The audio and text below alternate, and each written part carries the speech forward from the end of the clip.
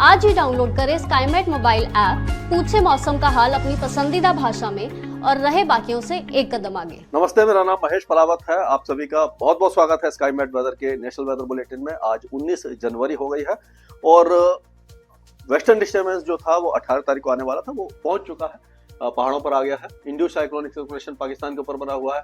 विपरीत चक्रवाती हवाओं का क्षेत्र राजस्थान के ऊपर बना हुआ है। एक साइक्लोनिक सर्कुलेशन है जो फिर से नॉर्थ ईस्ट इंडिया में दिखाई दे रहा होगा आपको।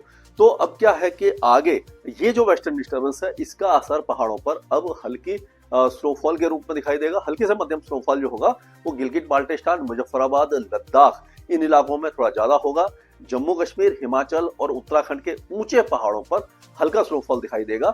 बाकी इलाकों में बारिश की संभावना काफी ज्यादा कम दिखाई दे रही है अभी फिलहाल।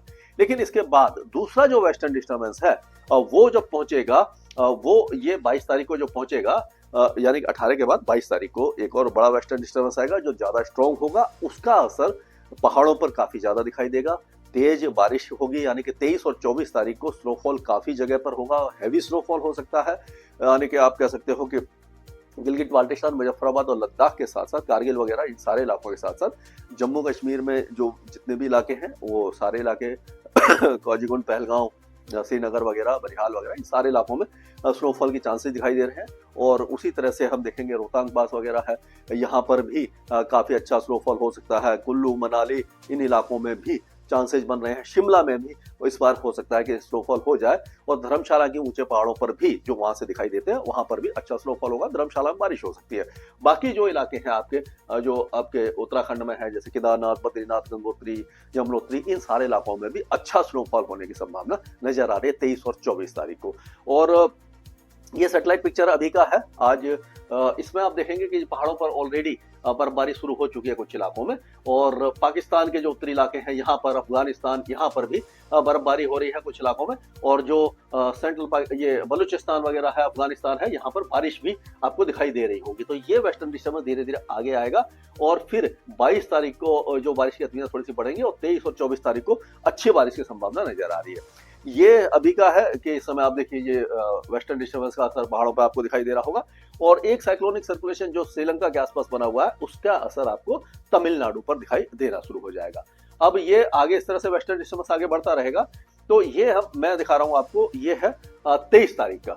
23 तारीख को जाकर के 22 तारीख को भी हल्की फुल्की बौछारें पड़ सकती हैं कहीं पर, लेकिन 23 तारीख को पंजाब, हरियाणा, पश्चिमी उत्तर प्रदेश, दिल्ली और उत्तर पूर्वी राजस्थान में कई इलाकों में बारिश होगी। और उसके बाद ये बारिश की गतिविधियां उत्तराखंड और जो हिमाचल प्रदेश है, यहाँ पर काफी ज्यादा होगी। पंजाब और हरियाणा के जो नॉर्थ एरिया है, वहां पर बारिश की गतिविधियां थोड़ी सी ज्यादा दिखाई देंगी। अब एक एक स्टेट को अगर लेकर के हम चलें तो गिलगिट बाल्टिस्तान, मुजफ्फराबाद और लद्दाख, यहाँ पर आज और कल, आज ही मतलब जो है स्नोफॉल अच्छा होगा 19 तारीख को। और 20-21 तारीख में थोड़ी सी कमी आ जाएगी क्योंकि वेस्टर्न डिस्टर्बेंस आगे बढ़ जाएगा। 22 तारीख को फिर से यहाँ पर स्नोफॉल शुरू हो जाएगा। और 23 तारीख को आप कह सकते हो कि पूरे इलाके में अच्छा स्नोफॉल होगा। और 24 तारीख को भी काफी अच्छा स्नोफॉल सभी इलाके में दिखाई देगा। अगर हिमाचल प्रदेश की बात करें तो आज ऊंचे पहाड़ों पर ही जो चंबा, लाहौल स्पीति वगैरह में स्नोफॉल होगा, बाकी इलाकों में नहीं रहेगा। और उसके बाद क्या होगा कि ये अगर 23 तारीख की बात करते हैं और 24 तारीख की, तो 24 तारीख को हैवी स्नोफॉल की संभावना नजर आ रही है। आपका पूरा कुल्लू, मनाली, शिमला तक आपको दिखाई देगा। बाकी इलाकों में तो होगा ही, और निचले इलाकों में बारिश भी होगी 23 और 24 तारीख को। और उसी तरह से उत्तराखंड में भी 24 तारीख को बहुत अच्छा स्नोफॉल कई इलाकों में दिखाई देगा। और बारिश जो है आपके हरिद्वार, ऋषिकेश, गढ़वाल, नैनीताल, उधम सिंह नगर, चंपावत, यहाँ तक बारिश की गतिविधियां आपको दिखाई दे जाएंगी। 23 तारीख को भी अच्छा स्नोफॉल दिखाई देगा। अब अगर हम पंजाब की बात करें तो पंजाब में 23 तारीख को बारिश दिखाई दे रही है। और 24 तारीख को जो बारिश की गतिविधियां हैं वो पठानकोट, गुरदासपुर, होशियारपुर और ये आपका जलंधर और फतेहगढ़ साहब, पटियाला, ये जो इलाके हैं यहाँ पर सिमट जाएगी।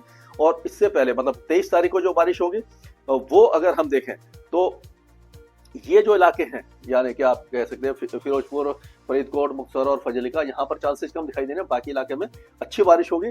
और ये होगी आपके 23 जैन को।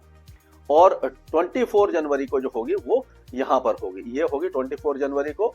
तो आप कह सकते हो कि ये जो उत्तर पूर्वी और जो पहाड़ों से लगे हुए इलाके हैं, यहाँ पर 24 जनवरी को बारिश की संभावना हमें नजर आ रही है पंजाब में। अगर हरियाणा की बात करते हैं तो हरियाणा में अभी मौसम साफ रहेगा। टेम्परेचर आज से फिर से बढ़ना शुरू हो जाएंगे, क्योंकि वेस्टर्न डिस्टर्बेंस जैसे ही आता है तो हवा बदल जाती है, उत्तरी हवाएं रुक जाती हैं और उससे जो मिनिमम टेम्परेचर थोड़े से बढ़ते हैं। तो अब क्या होगा कि यहाँ पर बारिश की गतिविधियां आपको दिखाई देंगी। 23 तारीख को कई इलाके में रहेगा। सिरसा फतेहाबाद में थोड़ा सा कम चांसेस लग रहे हैं, हल्की हो सकती है, लेकिन बाकी इलाकों में अच्छी बारिश होगी। दिल्ली एनसीआर में भी अच्छी बारिश होगी।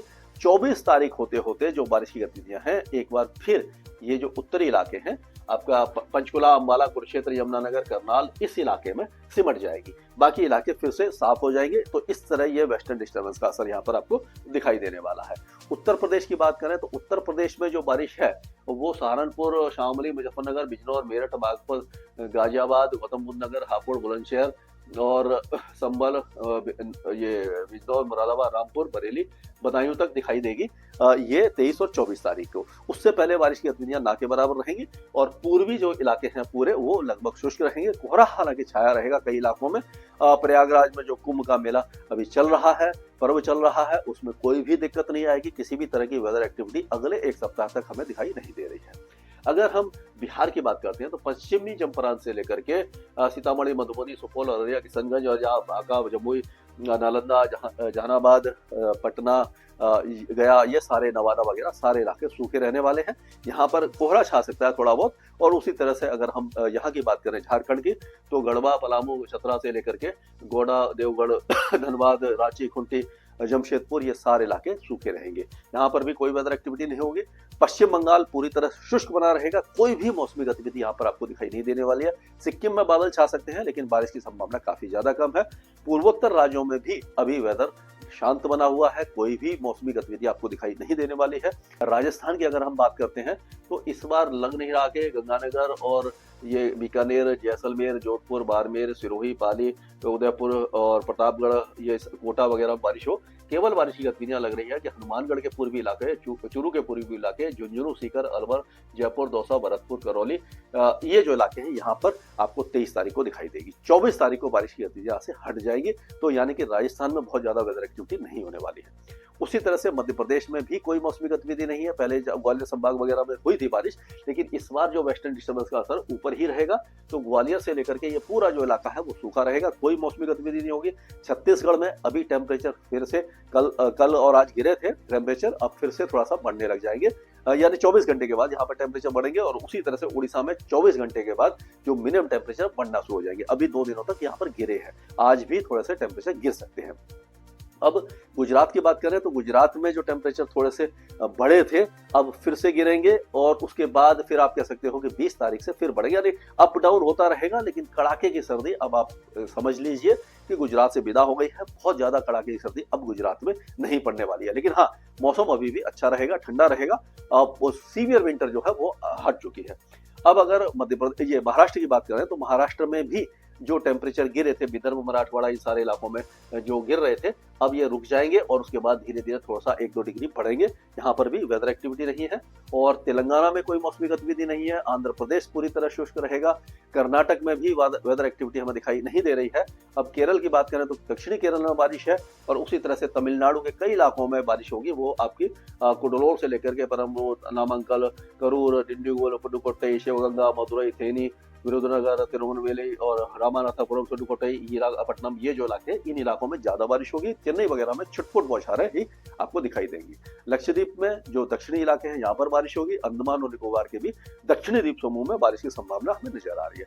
तो ये कहा जा सकता है कि पहाड़ों पर रुक रुक कर स्नोफॉल होगा। उत्तर भारत में 23 और 24 तारीख को बारिश होगी। बाकी इलाके लगभग शुष्क रहेंगे। तमिलनाडु में बारिश की गतिविधियां अगले 2-3 दिनों के दौरान अच्छी रहेंगी। स्काईमेट वेदर में अभी के लिए इतना ही। मौसम से जुड़ी सटीक जानकारी और खबरों के लिए हमारे YouTube चैनल को सब्सक्राइब करें और बेल आइकन दबाकर हर खबर पर रखें नजर।